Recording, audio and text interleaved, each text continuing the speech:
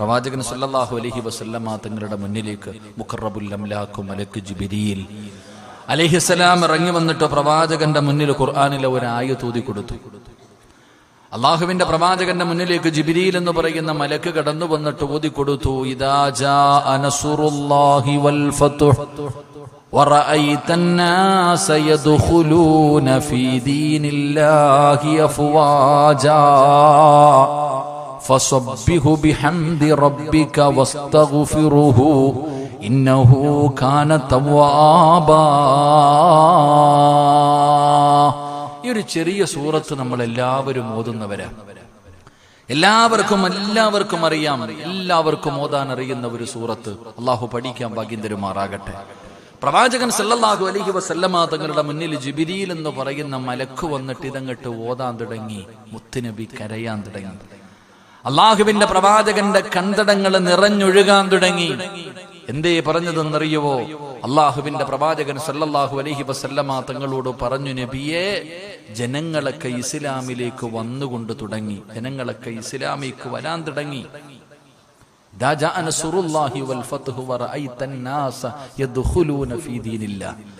അള്ളാഹുവിന്റെ ദീനിലേക്ക് ജനങ്ങൾ മുഴുവനും നാനാഭാഗങ്ങളിൽ നിന്ന് ഇസ്ലാമിലേക്ക് ജനങ്ങൾ ഇങ്ങനെ ഒഴുകാൻ തുടങ്ങി. നബിയെ, അവിടെന്ന് പറഞ്ഞു കൊടുത്തു, ഫസബ്ബിഹു ബിഹംദി റബ്ബിക.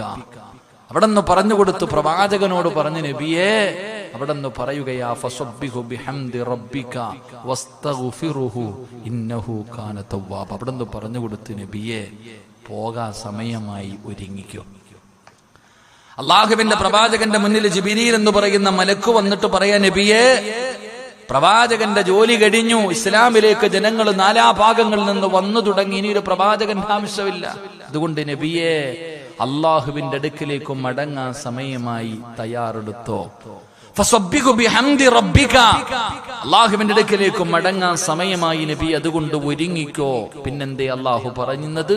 ഫസബ്ബിഹു ബിഹംദി റബ്ബിക വസ്തഗ്ഫിറുഹു. മുത്തുനബിയോട് പറഞ്ഞു കൊടുത്തു ഇസ്തിഗ്ഫാർ അധികരിപ്പിക്കാൻ. അള്ളാഹുവിന്റെ പ്രവാചകനോട് പരിശുദ്ധമായ ഖുർആൻ പറഞ്ഞു, നബിയെ, അള്ളാഹുവിലേക്ക് മടങ്ങാൻ സമയമായി, മരണം അടുത്ത്, നബിയെ, ഒരുങ്ങിക്കോ, യാത്രയ്ക്ക് തയ്യാറായിക്കോ. നബിയെ, ഇസ്തിഗ്ഫാറുകൾ അധികരിപ്പിക്കും, നബിയെ, ഇബാദത്തുകൾ അധികരിപ്പിക്കും, നബിയെ. അള്ളാഹുവിലേക്ക് മടങ്ങാൻ സമയമായെന്ന് ജിബ്രീൽ അലൈഹിസ്സലാം എന്നിട്ട് അവിടെ നിന്ന് ഊതി കൊടുക്കുമ്പോ അള്ളാഹുവിന്റെ പ്രവാചകന്റെ കണ്ണുകളെ നിറയുകയാണ്. അള്ളാഹുവിലേക്ക് മടങ്ങാൻ സമയമായല്ലോ. എന്റെ പ്രിയമുള്ളവരെ, പ്രവാചകൻ പിന്നെ ഇബാദത്തുകൾ അധികരിപ്പിക്കാൻ തുടങ്ങി. അള്ളാന്റെ റസൂല് സാധാരണ ചെയ്യുന്നതിനേക്കാളും ഇബാദത്തുകൾ അധികരിപ്പിച്ചു. പാതിരാത്രി എഴുന്നേറ്റ് നിൽക്കാൻ തുടങ്ങി. ഏത് വരെ എന്ന് വെച്ചാൽ മുത്തുനബിയുടെ കാല് നീര് കെട്ടുന്ന രീതിയിൽ നിന്ന് നിസ്കരിക്കുകയാ. ആയിഷ ബീബി റളിയല്ലാഹു തആല അൻഹ ചോദിക്കുന്നു, യാ റസൂലല്ലാഹ്, എന്തിനാ നബിയെ ഇങ്ങനെ നിസ്കരിക്കുന്നത്? എല്ലാ പാപങ്ങളും അല്ലാഹു പുറത്തു തന്നല്ലോ. അങ്ങല്ലേ സ്വർഗത്തിന്റെ വാതില് തുറക്കുന്നത്. ഈ കാല് നീര് കെട്ടുന്ന രീതിയിൽ എന്തിനാ ഇങ്ങനെ നിസ്കരിക്കുന്നത്? അല്ലാഹുവിന്റെ റസൂല് പറഞ്ഞു, ആയിഷ, അനകൂന അബ്ദൻ ശകൂറാ, അള്ളാഹുവിനോട് നന്ദിയുള്ള ഒരടിമയാകണ്ടേ ആയിഷ. അവിടെന്ന് മുത്തുനബി പറഞ്ഞു കൊടുക്കുകയാണ്. പ്രവാചകൻ പിന്നെ ഇബാദത്തുകൾ അധികരിപ്പിക്കാൻ തുടങ്ങി. എല്ലാ റമളാൻ മാസത്തിലും ഒരു ഖത്തം ഓതുന്ന പ്രവാചകന് അല്ലാഹുവേ 2 പ്രാവശ്യം ജിബ്രീൽ അലൈഹിസ്സലാമിന് ഖുർആൻ ഓതി കൊടുത്തു. എല്ലാം അവിടെന്ന് ദൗറ ചെയ്തു. എന്റെ പ്രിയമുള്ളവരെ, ഇബാദത്തുകൾ അധികരിപ്പിക്കാൻ തുടങ്ങി. പ്രവാചകന് മരണത്തിന് വേണ്ടി ഒരുങ്ങുകയാണ്. അതുകൊണ്ട് പരിശുദ്ധമായ ഓരോ റബീഉൽ അവ്വൽ കടന്നു വരുമ്പോഴും സഹോദരാ, നീ പഠിക്കേണ്ട ഒരു പാഠമെന്തെന്നറിയുമോ? മുത്തുനബി പോലും പോയെങ്കിൽ ഒരു ദിവസം നീയും പോകേണ്ടവനാണ്. നീ മരണത്തിലേക്ക് അടുത്തുകൊണ്ടിരിക്കുകയാണ്. ഒരു കൊല്ലം കൂടെ മരണത്തിലേക്ക് അടുത്തു, ഖബറിലേക്ക് അടുത്തു. അസ്റായിൽ റബ്ബിന്റെ തീരുമാനം കാത്തു നിൽക്കുകയാണ്. എപ്പോഴെവിടെ വെച്ചാ വരുന്നതെന്നറിയില്ല.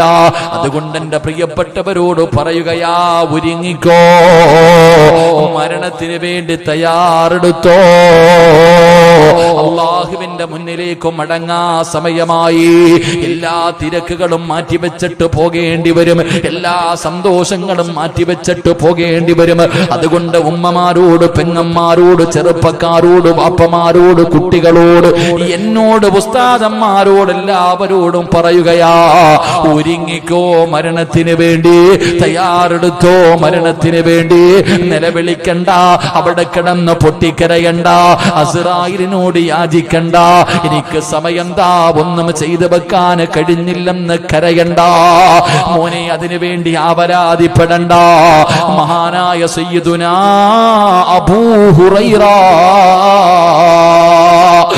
ഹുറൈറ റളിയല്ലാഹു തആല അൻഹു, ആ പേര് മറക്കാൻ കഴിയുമോ? അല്ലാഹുവേ, ഏത് ഹദീസിന്റെ കിതാബ് എടുത്താലും അബൂ ഹുറൈറ തങ്ങളുടെ പേരില്ലാത്ത ഹദീസ് കാണൂല. ഏറ്റവും കൂടുതൽ ഹദീസ് റിപ്പോർട്ട് ചെയ്ത സ്വഹാബിയാണ് അബൂ ഹുറൈറ. അബൂ ഹുറൈറ റളിയല്ലാഹു തആല അൻഹു മരിക്കാൻ കിടക്കുകയാണ്, സക്കറാത്തിന്റെ അവസ്ഥയിൽ കിടക്കുകയാണ്. ആ സമയത്ത് വല്ലാതെ കരയുകയാ. അബൂ ഹുറൈറ തങ്ങൾ കിടന്ന് കരയുകയാ. കരയുന്നത് കണ്ടപ്പോ കാണാമെന്നവര് ചോദിച്ചു, അല്ല അബൂ ഹുറൈറ, എന്തിനാ കരയുന്നത്? മരിക്കാനുള്ള പേടി കൊണ്ടാണോ? അബൂ ഹുറൈറ തങ്ങൾ പറഞ്ഞു, മരിക്കാനുള്ള പേടിയുണ്ടല്ല, എന്റെ കയ്യിൽ കൊണ്ടുപോകാനൊന്നുമില്ലല്ലോ. അള്ളാന്റെ മുന്നിലേക്ക് പോകുമ്പോ കൊണ്ടുപോകാൻ എന്റെ കയ്യിലൊന്നുമില്ലല്ലോ. ഇതാരാ പറഞ്ഞതെന്നറിയോ? അബൂ ഹുറൈറ റളിയല്ലാഹു തആല അൻഹു. പടച്ചവനെ, മുത്തുനബിയതാ അവിടെന്ന് മുത്തുനബി ഉണ്ടല്ലോ, അല്ലാഹുവേ പൂച്ചകളോട് നിങ്ങൾ കരുണ കാണിക്കണമെന്ന് പറഞ്ഞപ്പോ, അല്ലാഹുവേ പടച്ചവരെ, പൂച്ചയെ കയ്യിലെടുത്ത് വെച്ച് കളിപ്പിച്ച അബൂ ഹുറൈറ, പൂച്ചയുടെ വാപ്പെന്ന് സഹാബത്ത് വിളിച്ച, പൂച്ചയുടെ വാപ്പ എന്ന് അബൂ ഹുറൈറ, പൂച്ചയുടെ വാപ്പ എന്ന് സഹാബത്ത് വിളിച്ചിരുന്ന അബൂ ഹുറൈറ റളിയല്ലാഹു തആല അൻഹു കരഞ്ഞുകൊണ്ട് പറയുകയാ, ഞാൻ യാത്രയ്ക്ക് തുടങ്ങാൻ പോവുകയാണ്, ഒരിക്കലും അവസാനിക്കാത്ത ഒരു യാത്ര തുടങ്ങാൻ പോവുകയാണ്, എന്റെ കയ്യിലില്ലല്ലോ, അമല് കുറവാണല്ലോ. അബൂ ഹുറൈറ തങ്ങള് കരഞ്ഞുകൊണ്ട് പറഞ്ഞു എന്ന് ചരിത്രം പറയുമ്പോ, ഈ സദസ്സിലിരിക്കുന്നവരെ, ഞാനും മരണത്തിലേക്ക് 33 വർഷം കഴിഞ്ഞു, ഞാനും അടുത്തിരിക്കുകയാണ്, നിങ്ങളും അടുത്തിരിക്കുകയാണ്. കൊണ്ടുപോകാൻ നിന്റെ കയ്യിൽ എന്തുണ്ട്? കൊണ്ടുപോകാൻ എന്തി കരുതി വെച്ചിട്ടുണ്ട്? സഹോദരിമാരോട് സ്നേഹത്തോട് ചോദിക്കുകയാ, ഇന്ന് രാത്രി മരിച്ചാ സ്വർഗം കിട്ടാൻ എന്തുണ്ടുമ്മ? ഇന്ന് രാത്രി നിങ്ങൾ ആരെങ്കിലും മരിച്ചു പോയാൽ സ്വർഗം കിട്ടാൻ നിന്റെ കയ്യിൽ ഒരമല് പറ, നിന്റെ കയ്യിൽ ഇരുന്നതും അല്ലാഹു സ്വീകരിച്ചെന്ന് പറയാൻ എന്ത് കഴിവാ നമുക്കുള്ളത്? എന്റെ പ്രിയമുള്ളവരെ, അതുകൊണ്ട് പറയുകയാ, ഒരുങ്ങിക്കോ. റബീഉൽ അവ്വൽ വരുമ്പോ മുത്തുനബി വഫാത്തായ മാസം കൂടെയാണല്ലോ, അതേ ദിവസമല്ലേ മുത്തുനബിയും യാത്രയായത്. ഈ പ്രായമുള്ളവരോട് എനിക്ക് പറയാനുള്ളത്, ആ ഓർമ്മ നിനക്കും വേണം. പ്രവാചകൻ പോയെങ്കിൽ പിന്നെ നീ ആരാ? അതുകൊണ്ട് എന്റെ പ്രിയപ്പെട്ടവരോട് പറയുകയാ, പരിശുദ്ധമായ റബീഉൽ അവ്വൽ 11 അല്ലാഹുവിന്റെ പ്രവാചകൻ രോഗം പിടിച്ച് കിടക്കുകയാണ്. മുത്തുനബി രോഗം പിടിച്ച് കിടക്കുകയാണ്. അല്ലാഹുവിന്റെ പ്രവാചകൻ രോഗം പിടിച്ച് കിടക്കുമ്പോ അല്ലാഹുവിന്റെ റസൂൽ അല്ലാഹുവേ എല്ലാ ഭാര്യമാരെയും വിളിച്ചുകൂട്ടി പ്രവാചകൻ അവിടുന്ന് ഉപദേശങ്ങൾ കൊടുത്തു. കുടുംബക്കാരെ വിളിച്ചുകൂട്ടി ഉപദേശം കൊടുത്തു. എല്ലാം അല്ലാഹുവിന്റെ റസൂൽ ചെയ്തു. എന്റെ പ്രിയമുള്ളവരെ, അവസാനം അല്ലാഹുവിന്റെ പ്രവാചകൻ ആയിഷ ബീവിയുടെ വീട്ടിൽ കിടക്കുകയാ. മുത്തുനബി രോഗം പിടിച്ച് കിടക്കുമ്പോ മുത്തുനബിയെ കാണാൻ ഫാത്തിമ എന്ന പൊന്നുമോള് വരികയാണ്. വാപ്പയെ കാണാമെന്നപ്പോ ഫാത്തിമ വല്ലാതെ നിലവിളിക്കുകയാണ്. വാപ്പയുടെ അവസ്ഥ കണ്ടിട്ട് പൊട്ടിക്കരയുകയാണ്. പൊന്നുമോൾ അടുത്ത് വന്നപ്പോ റസൂലുള്ള അടുത്ത് വിളിച്ചു, ഫാത്തിമ വാമോളെ. എല്ലാരും ഇങ്ങനെ നിൽക്കുമ്പോ പ്രവാചകൻ ഫാത്തിമ ബീവിയുടെ ചെവിയിൽ ഒരു രഹസ്യം പറഞ്ഞു കൊടുത്തു. എന്തേ രഹസ്യമെന്നറിയോ? ഫാത്തിമ, വാപ്പയുടെ മരണമെടുത്തു ഫാത്തിമ. അള്ളാന്റെ റസൂല് പറഞ്ഞു കൊടുത്തു മകളോട്, ഉപ്പ പോകുകയാണ്, ഉപ്പാടെ മരണം അടുത്തെന്ന് തോന്നുന്നു മോളെ. എല്ലാ വർഷവും റമളാനിൽ ഞാൻ ഒരു പ്രാവശ്യമാണ് ഖുർആൻ ജിബ്രീലിന് ഓതി കേൾപ്പിക്കുന്നത്. ഈ പ്രാവശ്യം ഞാൻ 2 പ്രാവശ്യം ഓതി കേൾപ്പിച്ചു. അതുകൊണ്ട് വാപ്പയുടെ മരണം അടുത്തിട്ടുണ്ട്. എന്റെ പൊന്നുമോള് കരയരുതേ.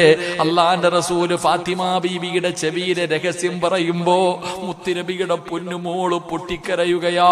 അള്ളാന്റെ റസൂലിന്റെ പൊന്നുമോള് വല്ലാതെ കരഞ്ഞു. ഫാത്തിമയെ 2ാമതും അടുത്ത് വിളിച്ചു. എന്നിട്ട് മുത്തുനബി പറഞ്ഞു, കരയല്ലേ ഫാത്തിമ, എന്റെ കുടുംബത്തിൽ നിന്ന് എന്റെ പുറകെ ആദ്യം വരുന്നത് നീയാട്. പൊന്നുമകളോട് പറഞ്ഞു കൊടുത്തു, പാപ്പ പോയാ തൊട്ടു പുറകിൽ നീയുണ്ട് ഫാത്തിമ. എന്റെ കുടുംബത്തിൽ നിന്ന് ആദ്യം എന്റെ പുറകിൽ വരുന്നത് നീയാണ് ഫാത്തിമ. വാപ്പ പൊന്നാര മകളുടെ ചെവിയിൽ മരണം പറയുമ്പോ ഫാത്തിമ ചിരിക്കുകയാ. അള്ളാന്റെ റസൂലിന്റെ പൊന്നുമോള് മരിക്കുമെന്ന് പറഞ്ഞപ്പോ ചിരിക്കുകയാണ്. എന്റെ പ്രിയമുള്ളവരെ, ആ രഹസ്യമാരും അറിഞ്ഞില്ല. പലരും ചോദിച്ചു പറഞ്ഞു കൊടുത്തില്ല. പക്ഷേ പിന്നീട് ആദ്യം വഫാത്തായത് ഫാത്തിമ ബീവിയാണ്. അപ്പോഴാണ് ആ സംഭവം മറ്റുള്ളവർക്ക് മനസ്സിലാക്കാൻ കഴിഞ്ഞതെന്ന് ചരിത്രം പറയുമ്പോ, എന്റെ പ്രിയമുള്ളവരെ, റബീഉൽ അവ്വൽ 11 അള്ളാഹുവിന്റെ പ്രവാചകൻ രോഗം പിടിച്ചിട്ട് വീടിന്റെ അകത്ത് കിടക്കുകയാ. ബോധമില്ല. റസൂലുള്ള തളർന്നു കിടക്കുകയാണ്. പെട്ടെന്നാണ് പ്രവാചകൻ അവിടെ നിന്ന് ബോധം തിരിച്ചു വന്നത്. അള്ളാഹുവിന്റെ റസൂല് വിളിച്ചു, ആയിഷ, പെട്ടെന്ന് ഓടിവാ ആയിഷ. ആയിഷ ബീവിയെ മുത്തുനബി വിളിക്കുകയാണ്, ഓടിവാ ആയിഷ, ഓടിവാ ആയിഷ. ആയിഷ ബീബി റളിയല്ലാഹു തആല അൻഹ പ്രവാചകന്റെ മുന്നിലെത്തി. മുത്തുനബി പറഞ്ഞു, ആയിഷ, ഇന്ന സ്ഥലത്ത് കുറച്ച് ദിർഹം ഇരിക്കുന്നുണ്ട്. 6-7 ദിർഹം പ്രവാചകന്റെ വീടിന്റെ അകത്തുണ്ട്. മുത്തുനബി പറഞ്ഞ് എടുത്തുകൊണ്ടുവരാറ്. ആയിഷ ബീബി റളിയല്ലാഹു തആല അൻഹ ആ തുച്ഛമായ ദിർഹം എടുത്തുകൊണ്ട് പ്രവാചകന്റെ കയ്യിൽ വെച്ചപ്പോ റസൂലുള്ള കരയുകയാ. മുത്തുനബി കരയുകയാ. എന്തിനാ നബിയെ കരയുന്നത്? ഇതെന്റെ വീടിന്റെ അകത്തിരിക്കുന്ന സമയത്ത് ഞാനങ്ങ് മരിച്ചുപോയാ.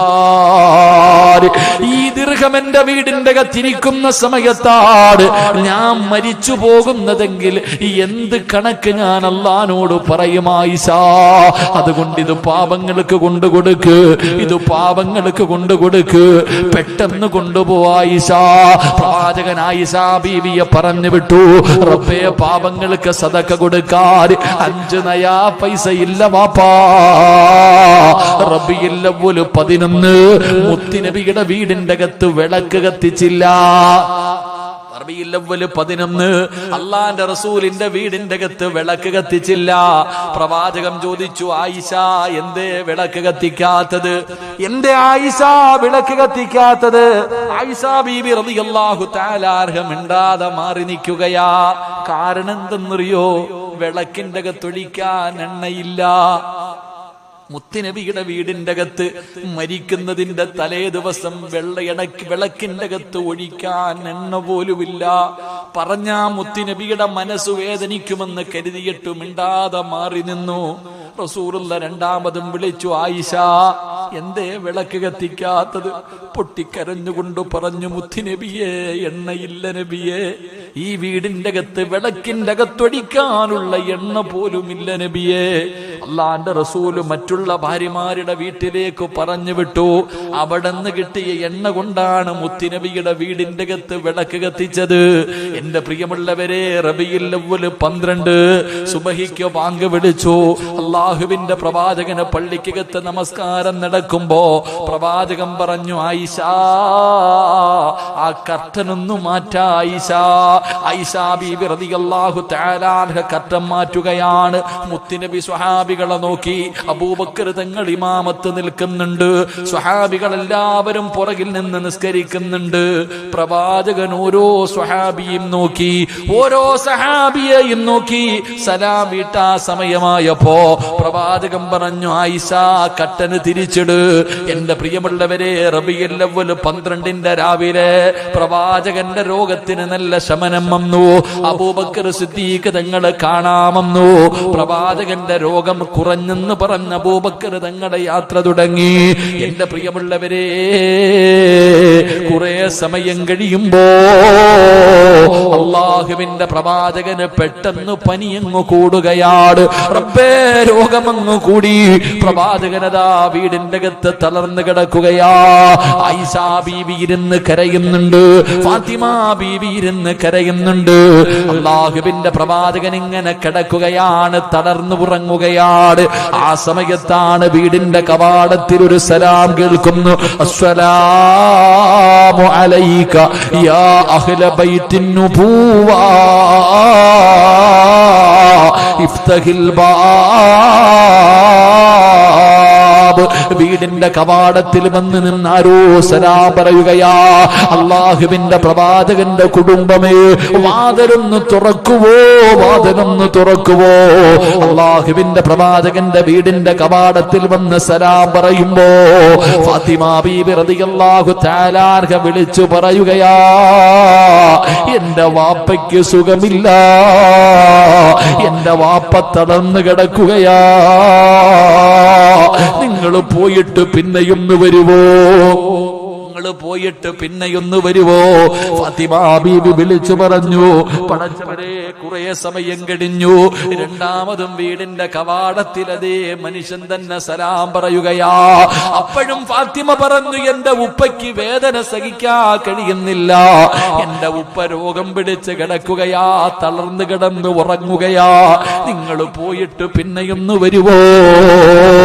അല്ലാഹുവേ, കുറച്ച് സമയം കഴിഞ്ഞു. മൂന്നാമതും വീടിന്റെ കവാടത്തിൽ അസ്സലാമു അലൈക്കും യാ അഹ്ല ബൈത്തിൻ നുബുവ ഇഫ്തഹിൽ ബാബ്. വീടിന്റെ മുന്നിലതാ സലാം പറയുന്നത് കേൾക്കുമ്പോ മുത്തുനബി പറഞ്ഞു, മോളെ ഫാത്തിമ, വാതില് തുറക്കുമോളെ, വാതില് തുറക്കുമോളെ. ഫാത്തിമ ബീബി റളിയല്ലാഹു തആല അൻഹ വാതില് തുറക്കുകയാ. ആരാ കടന്നു വന്നതെന്നറിയോ? മലക്കുൽ മൗത്ത് അസ്റായീൽ. അസ്റായീൽ എന്ന് പറയുന്ന മലക്ക് മുത്തുനബിയുടെ ചാരത്തേക്ക് കടന്നു വന്ന് സലാം പറഞ്ഞു. അല്ലാഹുവിന്റെ റസൂൽ ചോദിച്ചു, അസ്റായീലേ, എന്നെ കാണാമെന്നതാണോ? എന്നെ കാണാമെന്നതാണോ? യാ റസൂലല്ലാഹ്, അങ്ങനെ വാദം തന്നാൽ അങ്ങയുടെ റൂഹ് പിടിക്കാൻ അല്ലാഹു പറഞ്ഞു വിട്ടതാ, ഇല്ലെങ്കിൽ സന്ദർശിച്ചു മടങ്ങാമെന്നതാണ്. മുത്തുനബി അവിടെ അനുവാദം കൊടുക്കുകയാ. അസ്റായീലേ, എന്റെ റൂഹ് പിടിച്ചു അസ്റായീൽ. അല്ലാഹുവിന്റെ പ്രവാചകന്റെ റൂഹ് പിടിക്കാൻ അസ്റായീൽ തുടങ്ങി. പടച്ചവരെ, മുത്തുനബി കിടന്നു പിടയുകയാ. മുത്തുനബി കരയാൻ തുടങ്ങി. മരണവേദന സഹിക്കാൻ കഴിയാതെ പ്രവാചകന് പിടയാൻ തുടങ്ങി. അല്ലാഹുവിന്റെ റസൂൽ ചോദിക്കുന്നു, അസ്റായീലേ, ഒന്ന് പതുക്കെ പിടിക്കുമോ അസ്റായീൽ? എനിക്ക് വേദനിക്കുന്നു അസ്റായീൽ, എനിക്ക് വേദനിക്കുന്നു അസ്റായീൽ, ഒന്ന് പതുക്കെ പിടിക്ക അസ്റായീൽ. മുത്തുനബി അവിടെ നിന്ന് പറയുമ്പോ അസ്റായീൽ എന്ന മലക്ക് കരയുകയാ. അസ്റായീൽ എന്ന മലക്ക് കരയുകയാ. യാ റസൂലല്ലാഹ്, ഇന്ന് വരെ ഒരാളുടെ റൂഹ് പിടിച്ചപ്പോഴും എന്റെ കൈ വിറച്ചിട്ടില്ല നബിയേ. ഇന്ന് വരെ ഒരാളുടെ റൂഹ് പിടിക്കുമ്പോഴും എന്റെ കൈ വിറച്ചിട്ടില്ല നബിയേ. ഇന്നെന്റെ കൈ വിറയ്ക്കുന്നു നബിയേ. ഇതിനെക്കാളും മയമായി പിടിക്കാൻ, ഇതിനെക്കാളും മയമായിട്ട് പിടിക്കാ എനിക്കറിയില്ല നബിയേ. അസ്റായീൽ പോലും കരയുകയാ. അല്ലാഹുവിന്റെ പ്രവാചകന് ചരിത്രം പറയുന്നു, മുത്തുനബി എഴുന്നേക്കും തിരിച്ചു കിടക്കും, മുത്തുനബി എഴുന്നേക്കും തിരിച്ചു കിടക്കും. റസൂലുള്ള മരണവേദന സഹിക്കാൻ കഴിയാതെ പിടയുന്നത് കണ്ടപ്പോ ആയിഷ ബീബി റളിയല്ലാഹു തആല അൻഹ, ഫാത്തിമ ബീബി റളിയല്ലാഹു തആല അൻഹ വാപ്പയുടെ ചാരത്തിരുന്നിട്ട് ഫാത്തിമ ബീബി ഉപ്പാടെ ശരീരം ഇങ്ങനെ തടകുകയാ. ചൂടുവെള്ളത്തിൽ തുണി മുക്കിയിട്ട് വെച്ചു കൊടുക്കുകയാണ്. ആയിഷ ബീബി റളിയല്ലാഹു തആല അൻഹ മുത്തുനബിയുടെ തലയെടുത്തും മടിയിൽ വെച്ചു അല്ലാഹുവിന്റെ റസൂലിന്റെ മുഖത്ത് ഇങ്ങനെ തുടച്ചു കൊടുക്കുകയാ. എന്റെ പ്രിയപ്പെട്ടവരെ, ആ സമയത്ത് അല്ലാഹുവിന്റെ റസൂൽ പറഞ്ഞതെന്തെന്നറിയോ? ഈ സദസ്സിലിരിക്കുന്നവർക്ക് പഠിക്കാൻ പറയുകയാ. തന്റെ വീടിന്റെ അകത്തിരുന്ന അവസാനത്തെ ഒരു രൂപ പോലും സദക്ക കൊടുത്ത മുത്തുനബി ഉണ്ടല്ലോ, ആ റൂഹ് പിടിച്ചുകൊണ്ടിരിക്കുന്ന സമയത്ത് ഈ പ്രപഞ്ചം മുഴുവനും സൃഷ്ടിക്കാൻ കാരണക്കാരനായ അസ്റഫുൽ ഖൽഖ് നബി മുഹമ്മദ് മുസ്തഫ സല്ലല്ലാഹു അലൈഹി വസല്ലമ തങ്ങള് ആയിഷ ബീവിയോട് പറഞ്ഞു കൊടുത്തത് എന്തെന്നറിയുമോ? ആയിഷ, ഇന്നലിൽ മൗത്ത് ലസകറാ, മരണത്തിന് വല്ലാത്ത വേദനയായിഷ, മരണത്തിന് വല്ലാത്ത വേദനയായിഷ. അല്ലാഹുവിന്റെ പ്രവാചകൻ അവിടെന്ന് പറഞ്ഞു കൊടുക്കുകയാ. മുത്തുനബി അവിടെന്ന് ഉപദേശിച്ചു കൊടുത്തു. മുത്തുനബിയുടെ മുഖം ഇങ്ങനെ വെള്ളം കൊണ്ട് തടകുകയാണ്. പ്രവാചകൻ ഇങ്ങനെ ചെറുതായിട്ട് എഴുന്നേറ്റു. ആയിഷാ ബീവിയുടെ നെഞ്ചിലിങ്ങനെ ചാരിയിരിക്കുകയാണ്. മുത്തുനബി തന്നെ വെള്ളം കോരി മുഖത്തെ കുടിക്കുകയാണ്.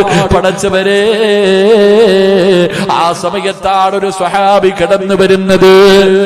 അബ്ദുറഹ്മാൻ എന്ന് പറയുന്ന സ്വഹാബി ഉണ്ടല്ലോ, മുത്തുനബിയുടെ വീട്ടിലേക്ക് കയറി വന്നു. പ്രവാചകൻ ആയിഷ ബീവിയുടെ മുഖത്ത് നോക്കി, ആ സ്വഹാബിയുടെ കയ്യിൽ നോക്കി. ഒരു മിസ്വാക്ക് ഇരിക്കുന്നുണ്ട്. ആയിഷ ബീവിക്ക് മനസ്സിലായി പ്രവാചകന് പല്ല് തേക്കാൻ ആഗ്രഹമുണ്ട്. കൂടപ്പറപ്പിന്റെ കയ്യിൽ നിന്ന് മിസ്വാക്ക് വാങ്ങിയിട്ട് പ്രവാചകന്റെ കയ്യിൽ വെച്ചു കൊടുത്തു. പക്ഷേ റസൂലുള്ളാഹിന്റെ കൈ അനങ്ങുന്നില്ല. സ്വന്തമായിട്ട് പല്ല് തേക്കാൻ കഴിയുന്നില്ല. അല്ലാഹുവിന്റെ പ്രവാചകൻ ഇങ്ങനെ ആയിഷ ബീവിയുടെ മുഖത്ത് നോക്കുമ്പോ ആയിഷ ബീവി റളിയല്ലാഹു തആല അൻഹ ആ മിസ്വാക്ക് എടുത്തിട്ട് മുത്തുനബി അതാ തന്റെ വായ്ക്കകത്ത് വെച്ച് കടിക്കുകയാ. മിസ്വാക്ക് എടുത്ത് തന്റെ വായ്ക്കകത്ത് വെച്ച് കടിച്ചു പാകമാക്കി. എന്നിട്ട് റബ്ബേ, തന്റെ ഭർത്താവിനെ നെഞ്ചിലിങ്ങനെ ചാരിക്കിടന്നു. അല്ലാഹുവിന്റെ റസൂൽ ആയിഷ ബീവിയുടെ നെഞ്ചത്തിങ്ങനെ ചാരിക്കിടക്കുമ്പോ ഉമ്മ കുഞ്ഞുങ്ങളുടെ പല്ല് തേച്ച് കൊടുക്കുന്നത് പോലെ മഹദി ആയിഷ പട്ടിണി കിടന്ന ആയിഷ, തിന്നാ ഭക്ഷണമില്ലാത്തപ്പോഴും മുത്തുനബിയുടെ തലയിൽ തലോടിക്കൊണ്ട് കൂടെ കിടന്ന ആയിഷ, ആയിഷ ബീവി റളിയല്ലാഹു തആല അൻഹ തന്റെ പ്രിയപ്പെട്ട ഭർത്താവായ മുത്തുനബിക്ക് പല്ല് തേച്ച് കൊടുക്കുകയാ. അതാടാ മോനെ, അതാടാ ചെറുപ്പക്കാരാ, പഠിക്കണം പെങ്ങള്, പഠിക്കണം പെങ്ങള്. അന്ന് ആയിഷ ബീവിക്ക് 50 വയസ്സില്ല, 10 16 വയസ്സേ ഉള്ളെന്ന് ചരിത്രം പറയുന്നു. 20 വയസ്സിന്റെ താഴെ മാത്രമാണെന്ന് ആയിഷയ്ക്ക് പ്രായം. ആയിഷ ബീവിക്ക് മനസ്സിലായി എന്തിനാണ് തന്റെ ഭർത്താവ് നോക്കിയതെന്ന്. അല്ലാഹുവിന്റെ പ്രവാചകന് വഫാത്തായപ്പോ അവസാനമായിട്ട് പ്രവാചകന്റെ തൊണ്ടയ്ക്ക് താഴെ പോയത് സംസം വെള്ളമല്ല. ആയിഷ ബീവി പറയുന്നുണ്ട്, ഞാൻ എത്ര വലിയ ഭാഗ്യവതിയാ, ഞാൻ എത്ര വലിയ ഭാഗ്യവതിയാ. ആയിഷ ബീവിക്ക് മക്കളില്ലായിരുന്നു. അല്ലാഹ് ആയിഷ ബീവിക്ക് മക്കൾ കൊടുത്തില്ല. ആയിഷ ബീവി പറയുന്നു, എന്നെക്കാളും ഭാഗ്യമുള്ള ഒരാളുമില്ല. കാരണം മുത്തുനബി കടന്ന് വഫാത്തായത് എന്റെ മടിത്തട്ടില. മുത്തുനബിയുടെ തൊണ്ടയ്ക്ക് താഴെ അവസാനം ഇറങ്ങിയത് എന്റെ ഉമ്മനീരാ, എന്റെ ഉമ്മനീരാ. മിസ്വാക്ക് വായിക്കകത്ത് വെച്ച് ചവച്ചരച്ചിട്ടാ മിസ്വാക്കാണ് തേച്ചു കൊടുത്തത്. അല്ലാഹുവിന്റെ റസൂല് തുപ്പിയില്ലാതെ വിഴുങ്ങി. മുത്തുനബി അവിടെ നിന്ന് വിഴുങ്ങി. പെങ്ങളെ, പെങ്ങളെ, നീ പഠിക്കണം പൊന്നുമോളെ. അല്ലാഹുവിന്റെ പ്രവാചകൻ ഒരിക്കൽ ഒരു ഗ്ലാസ് പാല് കയ്യിൽ കിട്ടിയപ്പോ ആയിഷയോട് പറഞ്ഞു, കുടിക്കായിഷ. ആയിഷ ബീബി റളിയല്ലാഹു തആല അൻഹ കുടിച്ചിട്ട് തിരിച്ചു കൊടുത്തപ്പോ മുത്തുനബി നോക്കുകയാണ്. ആ ക്ലാസിന്റെ ചുറ്റുഭാഗം മുഴുവനും തെരഞ്ഞു നോക്കി. ആയിഷ ബീവി ചോദിച്ചു, എന്തേ നബിയെ തെരയുന്നത്? മോളെ, നിന്റെ ചുണ്ട് വെച്ച സ്ഥലം തിരയുകയാ. നീ എവിടെയാണ് ചുണ്ട് വെച്ച് കുടിച്ചതെന്ന് തിരയുകയാ. അള്ളാന്റെ റസൂല് കണ്ടെത്തി. മുത്തുനബി ആയിഷ ബീബി കുടിച്ച അതേ സ്ഥലത്ത് ചുണ്ട് വെച്ചിട്ട് പാല് കുടിച്ചെന്ന് ചരിത്രം പറയുമ്പോ ആയിഷ ബീബിയുടെ ഉമ്മനീര് മുത്തുനബിയുടെ അവസാനമായി തൊണ്ടയ്ക്ക് താഴെ ഇറങ്ങി. എന്റെ പ്രിയമുള്ള സഹോദരാ, റൂഹ് പിടിച്ച് അവസാനം തന്റെ നെഞ്ചിന്റെ ഭാഗമെത്തി. ആ സമയത്ത് റബ്ബേ, അല്ലാഹുവിന്റെ പ്രവാചകന്റെ വളർത്തുമകൻ സെയ്ദ് റളിയല്ലാഹു തആല അൻഹു മുത്തുനബിയുടെ കൂടെ ചെറുപ്രായത്തിൽ കിട്ടിയതാണ്. ഖദീജ ബീവി വിവാഹം കഴിച്ചപ്പോൾ കിട്ടിയതാണ്. ആ സെയ്ദ് റളിയല്ലാഹു തആല അൻഹു പ്രവാചകന്റെ വീടിന്റെ കവാടത്തിൽ ഇങ്ങനെ വന്നപ്പോ മുത്തുനബിയുടെ കൈയനങ്ങുകയാ. മുത്തുനബിയുടെ കൈയനങ്ങുകയാ. എന്തിനാ കൈയനങ്ങിയതെന്നറിയോ? അല്ലാഹുവിന്റെ റസൂൽ ഇങ്ങനെ ആംഗ്യം കാണിക്കുന്നു. മോനെ സെയ്ദേ, എനിക്ക് വേണ്ടിയൊന്ന് ദുആ ചെയ്യ് മോനെ. മരണത്തിന് വല്ലാത്ത വേദനയാണ്, എനിക്ക് സഹിക്കാൻ കഴിയുന്നില്ല, ഒന്ന് ദുആ ചെയ്യണേ എന്ന് മുത്തുനബി പോലും ഇങ്ങനെ ആംഗ്യം കാണിച്ചു. അവസാനം റബ്ബേ, റസൂലുള്ളാഹിന്റെ ചുണ്ടുകൾ ചലിച്ചു. പ്രവാചകൻ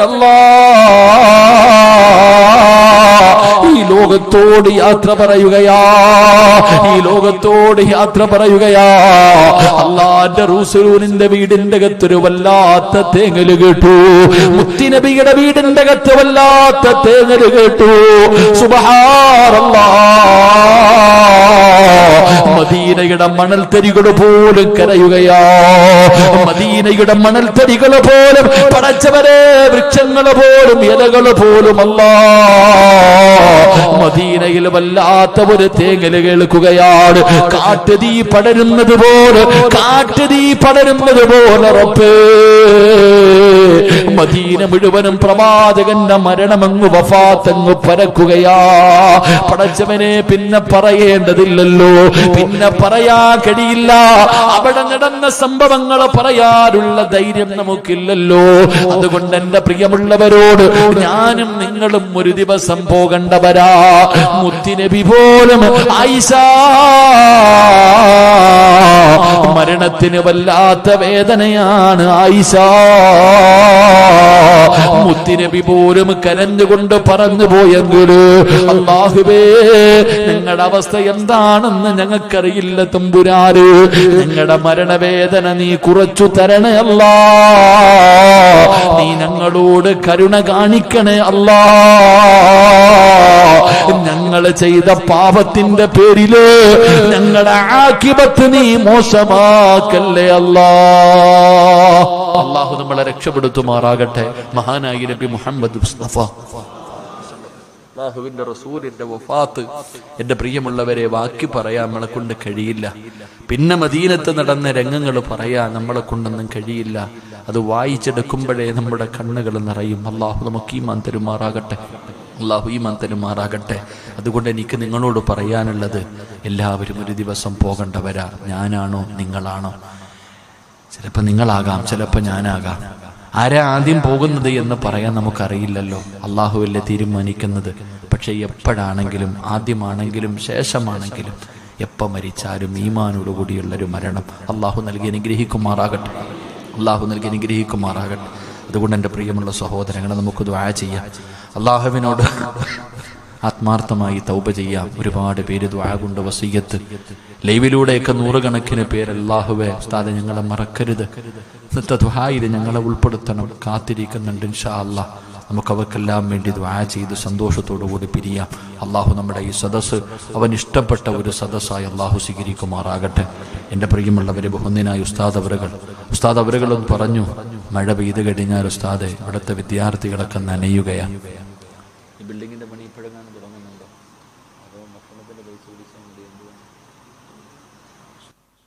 എന്റെ പ്രിയമുള്ള സഹോദരങ്ങളെ, ഉസ്താദ് അവറുകൾ പറഞ്ഞു, മഴ പെയ്ത് കഴിഞ്ഞാൽ നനയും ഉസ്താദെ. മുതഅല്ലിമീങ്ങൾ ആര്? അള്ളാന്റെ ഖുർആൻ പഠിക്കുന്ന മക്കൾ, അള്ളാഹുവിന്റെ ഖുർആൻ പഠിക്കുന്ന, അള്ളാഹു ആദരിച്ച അള്ളാന്റെ കുടുംബക്കാരായ മക്കൾ.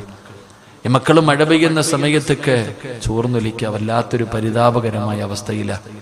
ആ മക്കള് വീടും നാടെല്ലാം കളഞ്ഞിട്ട് വന്ന് കിടക്കുന്നത് ഇല്ലാഞ്ഞിട്ടൊന്നുമല്ല, ഇൽമിനോടുള്ള മഹബത്ത്, ഹാഫിളാകാനുള്ള ആഗ്രഹം കൊണ്ടാണ്.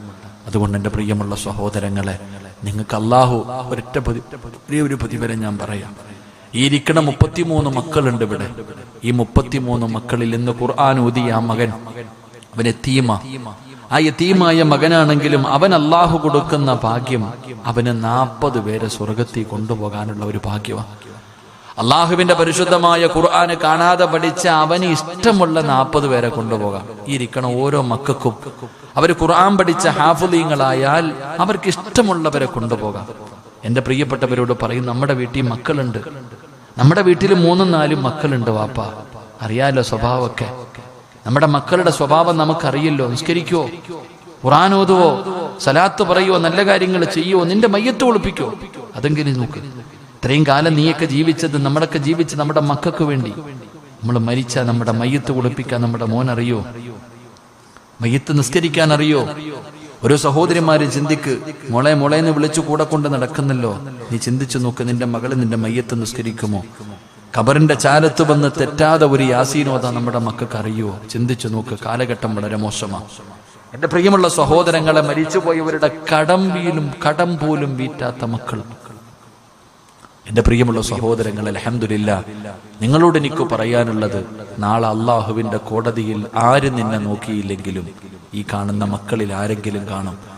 നാളെ അള്ളാഹുവിന്റെ കോടതിയിൽ ഞാനും നിങ്ങളുമൊക്കെ നിൽക്കുമ്പോ, ആരും തിരിഞ്ഞു നോക്കാതെ നിൽക്കുമ്പോ, ഈ 33 മക്കളിൽ ആരെങ്കിലും ഒരാൾ വന്ന് നിന്റെ കൈ പിടിച്ചിട്ട് പറയും, വാ വാപ്പ, ഞാൻ കൊണ്ടുപോകാം നിങ്ങളെ സ്വർഗത്തിൽ, വാ. ആരാടാ മോനെ നീ ആരാടാ? പെരിന്തൽമണ്ണയിൽ അള്ളാഹുവിന്റെ പള്ളിക്കകത്ത് ഖുർആൻ പഠിക്കാൻ കിടന്ന് നനഞ്ഞപ്പോ ഒരു ചാക്ക് സിമന്റ് വാങ്ങി തന്നത് നിങ്ങളാ വാപ്പ. എനിക്ക് നനയാതെ കിടക്കാൻ നിങ്ങൾ അധ്വാനിച്ചതിൽ നിന്നൊരു 10 രൂപ, ഒരു കല്ലൊരു കട്ട, ഒരു ചാക്ക് സിമന്റ് വാങ്ങിക്കൊടുത്തത് നിങ്ങളാ. ആ നിങ്ങളെ എനിക്ക് മറക്കാൻ പറ്റുമോ? എനിക്കിന്ന് 40 പേരെ കൊണ്ടുപോകാം, ഒരാള് നിങ്ങളാ. ഈ ഇരിക്കണ 33 മക്കളിൽ ആരെങ്കിലും ഒരാള് കാണും നിന്റെ കൈ പിടിച്ച് സ്വർഗത്തിൽ കൊണ്ടുപോകാൻ. അള്ളാഹു ഭാഗ്യം തരുമാറാകട്ടെ, അള്ളാഹു ഭാഗ്യം തരുമാറാകട്ടെ. മരിക്കുന്ന കാലം വരെ ഈ മക്കള് ഖുർആൻ ഓതിയ അതിന്റെ ഒരു വിഹിതം നിനക്കുള്ളതാ. അതുകൊണ്ട് എനിക്ക് നിങ്ങളോട് പറയാനുള്ളത്, ഈ കാണുന്ന ഇപ്പോഴെങ്ങുമല്ല, അതിന്റെ പണി തുടങ്ങുന്ന സമയം, ആ ബിൽഡിങ്ങിന്റെ പണി തുടങ്ങുന്ന സമയം, നിങ്ങൾക്ക് ആർക്കെങ്കിലും അള്ളാഹുവിന്റെ തൃപ്തി മാത്രം കരുതിയിട്ട് ഒരു 5 നയാ പൈസ കൊടുക്കാൻ കഴിഞ്ഞാൽ അള്ളാഹു നിനക്ക് തരുന്ന പ്രതിഫലം വഅബ്ശിറൂ ബിൽ ജന്ന, നീ സ്വർഗം കണ്ടട്ടെ മരിക്കൂ എന്ന് അള്ളാഹുവിന്റെ വിശുദ്ധ ഖുർആൻ. അള്ളാഹു നമുക്ക് ഈമാൻ തരുമാറാകട്ടെ. മരിക്കുന്ന സമയത്ത് മരണവേദന അറിയാതെ മരിക്കാം. അതിനുള്ള ഏക വഴി ഇങ്ങനെ കാണിച്ചു തരും മലക്കുകൾ. നീ കൊടുത്തതിന്റെ പ്രതിഫലം ഇതാണ്, അള്ളാഹു നിനക്ക് തരുന്ന പ്രതിഫലം. അള്ളാഹു അത് കണ്ടു മരിക്കാൻ ഭാഗ്യം നൽകുമാറാകട്ടെ. എന്റെ പ്രിയപ്പെട്ട സഹോദരിമാരെ, നിന്നോടൊക്കെ ചോദിക്കും, എന്തിനാ വഅലിന്റെ സദസ്സിൽ പോയി സ്വർണ്ണമൂരി കൊടുക്കുന്നത്? നിനക്കൊക്കെ ഭ്രാന്താണോ എന്ന് പല ബുദ്ധിയുള്ള പെണ്ണുങ്ങൾ ചോദിക്കും. അവളോട് നീ പറഞ്ഞു കൊടുക്കേണ്ട ഒരു പ്രതിഫലമുണ്ട്. അള്ളാഹുവിന്റെ ഖുർആൻ പഠിക്കുന്ന 33 മക്കൾ, ഈ ഹാഫിളീങ്ങളായ മക്കളെ മണ്ണ് തിന്നുവോ? ഉള്ളത് പറ, തിന്നുവോ? ഈ ഖുർആൻ പഠിച്ച മക്കളെ കബറി കൊണ്ടുവച്ച മണ്ണ് തിന്നൂല. കാരണം മണ്ണ് തിന്നാൻ പാടില്ലാത്ത വിഭാഗമാണ്. ഈ ഖുർആൻ പഠിച്ച മക്കൾക്ക് ഭക്ഷണം കൊടുത്ത നിനക്ക്, ഈ മക്കള് നനയാതെ ഇതിന്റെ മുകളിൽ ഒരു ബിൽഡിംഗ് പണിയുമ്പോ നീ ഒരു 5 നയാ പൈസ കൊടുത്തിട്ടുണ്ടെങ്കിൽ നിന്നെയും പള്ളിക്കാട്ടി കൊണ്ടുവെക്കുമ്പോ മണ്ണ് തിന്നൂല. അള്ളാഹു പഠിക്കാൻ ഭാഗ്യം തരുമാറാകട്ടെ. ഊരി കൊടുക്കുന്നതൊന്നും വെറുതെ അല്ല അമിന. എന്റെ പ്രിയപ്പെട്ട താത്താമാരെ, നിങ്ങളുടെ കൈ കിടന്ന സ്വർണ്ണം ഊരി കൊടുത്തതൊന്നും വെറുതെ അല്ല. ഒരുപാട് ഇട്ടവർ നിന്റെ ചുറ്റുഭാഗത്തിരിക്കുമ്പോ ആകെയുള്ള മോതിരം ഊരിക്കൊടുത്ത് നീയൊന്നും സാധാരണ പെണ്ണല്ല. മണ്ണ് തിന്നാതെ ഖബറിന്റെ അകത്ത് കിടക്കുന്ന വിഭാഗമാ. മഹദിയായ ഖദീജ ബീവി റളിയല്ലാഹു തആല അൻഹയുടെ ജനാസ ഖബറിന്റെ അകത്ത് ഇറക്കി വെച്ചിട്ട് പ്രവാചകൻ സല്ലല്ലാഹു അലൈഹി വസല്ലമ തങ്ങൾ ഒരുപിടി മണ്ണ് വാരി കബളിന്റെ താഴെ വെച്ചു. പക്ഷേ ഖദീജ ബീവിയുടെ കബളിൽ മണ്ണ് തൊട്ടില്ല. പ്രവാചകൻ 3 പ്രാവശ്യം വെച്ചു, 3 പ്രാവശ്യവും തൊട്ടില്ല. മുത്തുനബിക്ക് അത്ഭുതമായി, എന്തുകൊണ്ട് ഖദീജയെ മണ്ണ് തൊടുന്നില്ല? മഹാനായ മുഖറബുൽ അംലാഖ് മലക്ക് ജിബ്രീൽ അലൈഹിസ്സലാം ഇറങ്ങി വന്നിട്ട് പറഞ്ഞു കൊടുത്തു, തിന്നൂല നബിയെ, ഖദീജയെ മണ്ണ് തിന്നൂല. കാരണം അള്ളാഹു ഒരുപാട് സമ്പത്ത് കൊടുത്തവളാ ഖദീജ. ആ സമ്പാദ്യം മുഴുവനും അള്ളാഹുവിന്റെ ദീനിന് വേണ്ടി കൊടുത്തവളാ ഖദീജ.